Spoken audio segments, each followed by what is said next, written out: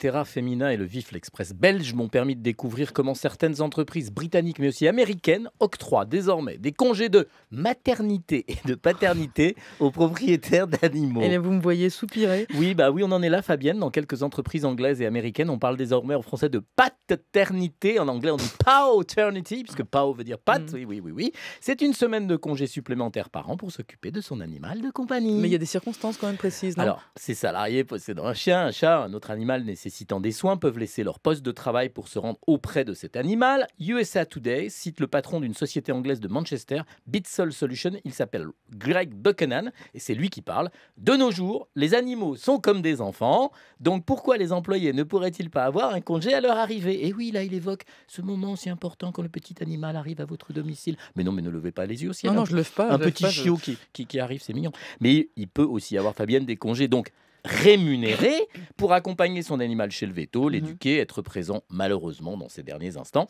Et Greg Buchanan a montré l'exemple, il a adopté un chiot dans un refuge et il a pris une semaine de congé pour s'assurer que tout se passait bien à la maison. Et puis selon lui, ces congés sont bons pour le moral du personnel. Ah bah si, c'est sûr. Oui, et ça encourage à s'investir dans son travail. Ceci étant, pour Buchanan, il n'est pas question d'obtenir un congé, Fabienne, pour un poisson rouge qui déprimerait dans son bocal. Alors là, je ne suis pas d'accord. Mais moi aussi. Je suis très choqué par cette discrimination. À partir de quand un animal est-il suffisamment légitime pour que son maître obtienne un congé? Pourquoi ne peut-on pas avoir le droit d'aider un mille-pattes à apprendre à marcher, enseigner le latin à Cacatoès ou apprendre la brasse coulée à son poisson rouge? Je ne suis pas d'accord. Je me demande même si nos parlementaires ne devraient pas s'emparer de la question et ajouter un amendement à la loi sur le travail déjà très bien parti de Madame El Khomri.